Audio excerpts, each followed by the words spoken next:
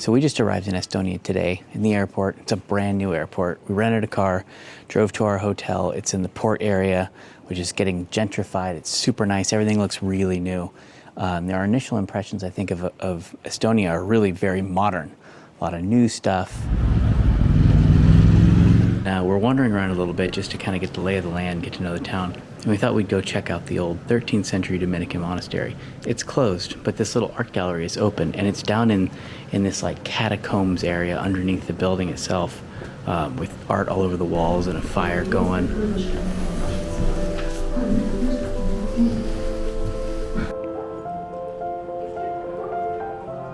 All right, so we were at Maria's Gourmet Monk trying her almonds. My favorite one, the Tallinn. Estonian liquor flavor from the 60s. And she has gloggi, which is a spiced juice. And it's warm and it's good. In the old town, a couple of historic buildings have been repurposed into medieval-themed restaurants. The Pepper Sack is one. So the special for March is rabbit.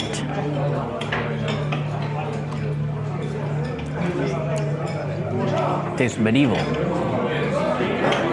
All right, that's day one, done.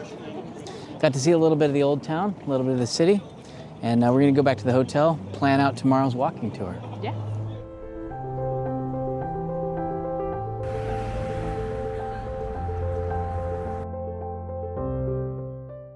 We haven't done a guidebook video in a little while, and we usually like to use old, out-of-date guidebooks in order to see what's changed from then to now.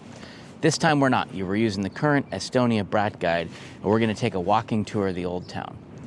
We're still going to be looking at what's changed, however, because this is a country where change is the big deal right now.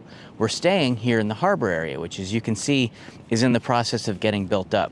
Up until 1991, this was a Soviet military harbor.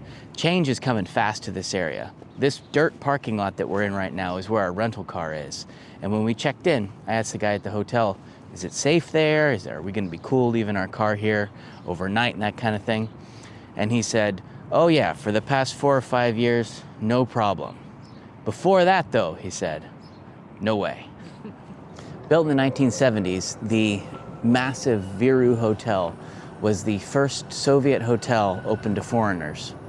In the 1980 Olympics, this is where everyone stayed. The first stop of our walking tour is here in Freedom Square. Now, this has not always been Freedom Square. In 1910, the Russians built a statue of Peter the Great to honor the 200th year of Tsarist rule in Estonia.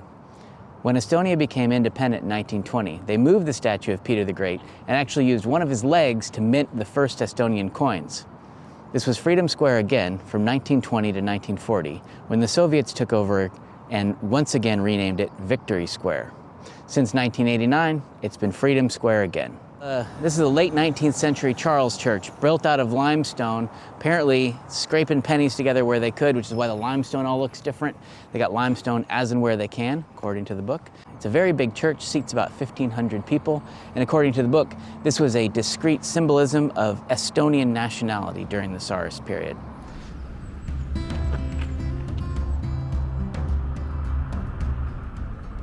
This is a monument to Admiral Johan Pitaka, who made his name fighting alongside the British in 1918 to 1920. An ardent supporter of this cause, he then returned in 1944 to fight the Soviets again at the age of 72. It seems that he died fighting.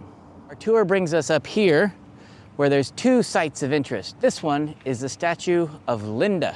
And I have to say, for any Estonian viewers, forgive the pronunciations, I'm doing my best.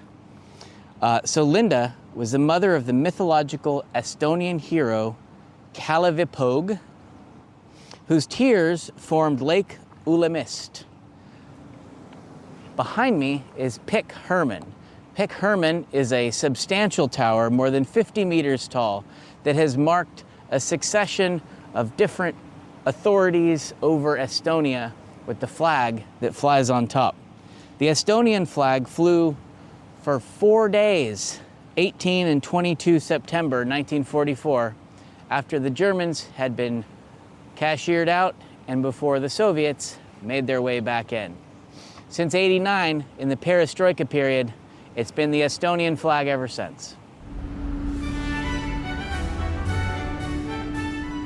Next, our tour brings us to another medieval tower, Kiekendekook.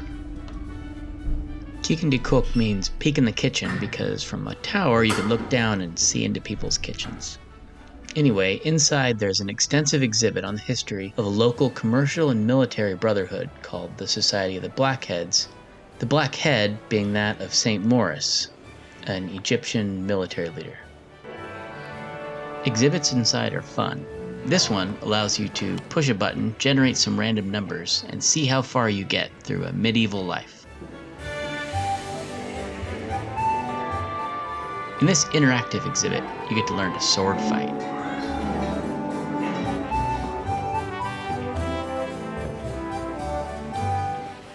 And another to shoot.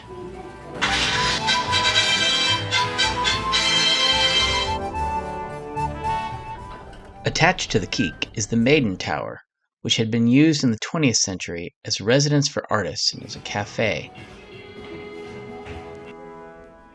This included an exhibit on cafe culture and cafe fixtures, including some flatware from the Viru that we learned about earlier.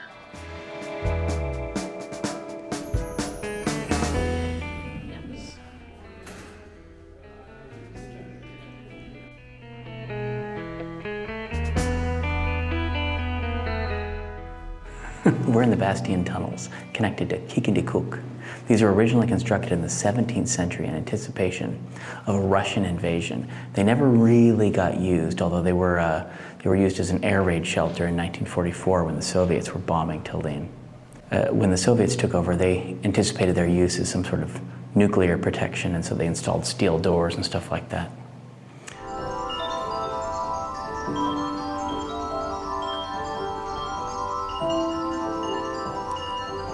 After Estonian independence in 1991, with the Soviets gone, homeless people moved into the tunnels, represented by this guy right here. In the 80s and 90s, punks moved in.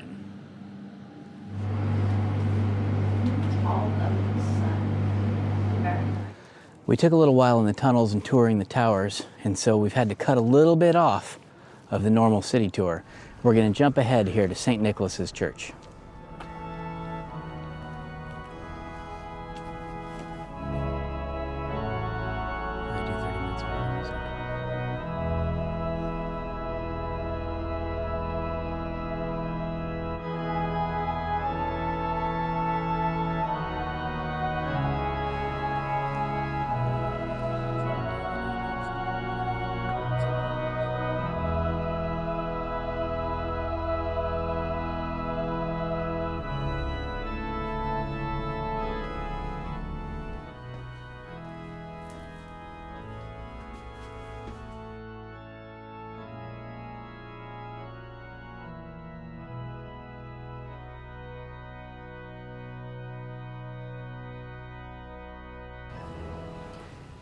With limited time, this view of the Alexander Nevsky Cathedral, the Eastern Orthodox Cathedral, was as close as we were going to get.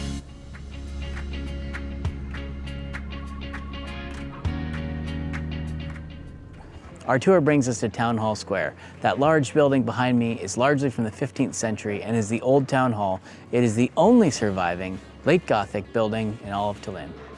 Off in the corner of Town Hall Square is the pharmacy from 1422, which, unique in Tallinn, was a pharmacy then, is a pharmacy now. The Museum of Photography here was the town's main prison till the 19th century.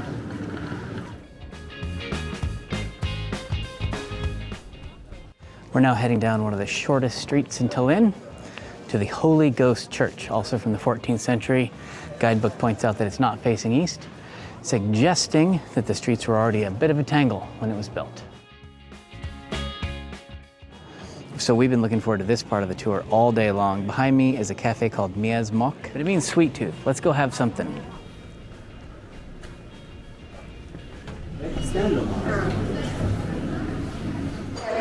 Mia's Mocha Cafe in Tallinn's oldest coffee shop. It's our third taste. Woo. self-taught. That's good.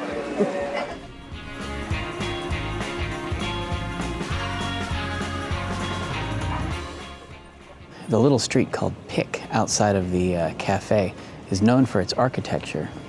But right now, it's known for having the Russian embassy on it and lots of Ukraine stuff.